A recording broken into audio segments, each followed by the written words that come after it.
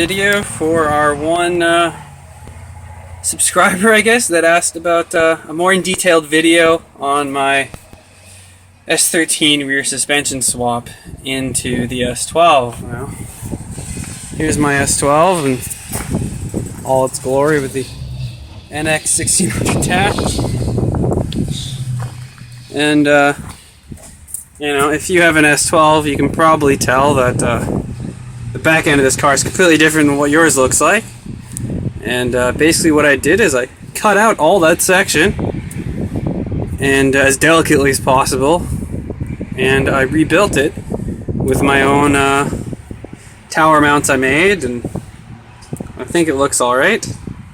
I doubt the factory interior will fit in, but that was never the plan.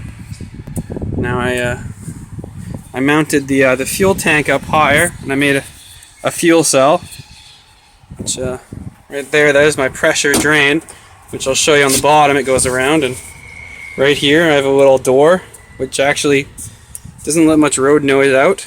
That's pretty nice. And there's the water meth tank with the water injector. Now we'll go underneath and I'll show you everything I had to do under here. So, as you can see, here's my RCI fuel cell. I originally went to make the factory fill work, but as you can see, I mounted it at the bottom, and it worked a few times, but it just built up too much pressure that you couldn't fill past where it would hit. But yeah, you can see that's where it loops around and then goes up into a little filter, which is just kind of zap strapped on. There's a little filter, a little mount bracket. But we'll get to the meat of the potatoes here of this swap. And you can see that's where the old mount was, where the old bolt was. And what I did is I got a 7/8 bolt, welded it to a plate, and then bolted that through the s13 suspension. Now you're probably wondering why it's polyurethane, and that's because when I went to drill out the original mounts, the actual sleeve came out, so I had to get new mounts.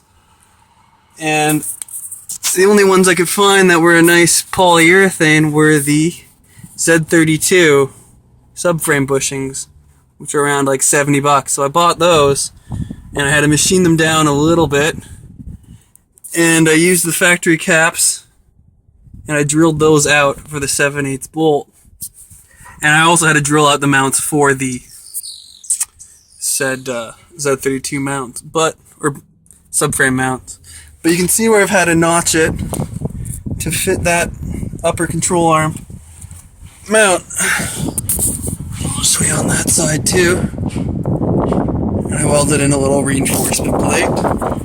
And this is an S14 VLSD. It's the 7-1, and you know, made a drive shaft, which they painted white, and I quite love them for that. But we'll go on over to this side of it, and you can see up in there, or we'll go to the back section here first.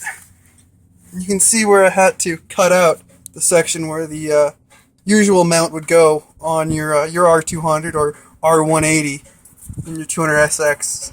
And I cut that out so I could clear the little hump for that. I probably didn't have to cut out so much, but I did anyways. And I did the same thing. I've basically welded a plate, welded a nut to it, and then you know, boxed it around and boxed it in, and you know, cut everything out here, and you know, reboxed it in and made mounts for the back. I don't know if they're NHR ready, legal, but they definitely hold the tank in pretty nice. And I used all, you know, custom joints, and went with ISC coilovers, which do seem pretty good. For the most part, I haven't had any complaints with them. I used the factory lower control arm, but alright, this is going to be a two-parter as I maxed out the video length on the original one. But the show must go on.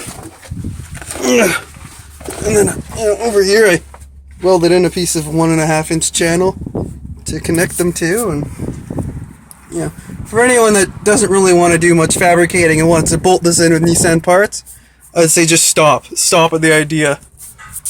But if you're like me and just don't give a shit about cutting your car apart, I'd say have at her.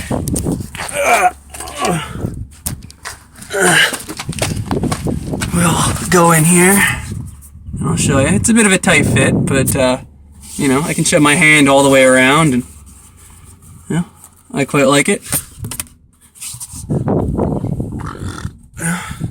Although the shitty thing is I had my fenders rolled for the factory subframe when I had it, which was fine, but when I swapped this in, I was now sitting over a 1/4 inch because the shop that rolled them to what the car should normally be, and I guess maybe the factory 200 sits over a 1/4 inch. So I was flush on one side and had, you know, it sucked in on the other. So I actually had to put a 1/4 inch spacer on this side, which would I say would be the worst part of this swap completely. But other than that, you know, it's pretty cool. There's an overshot of everything else.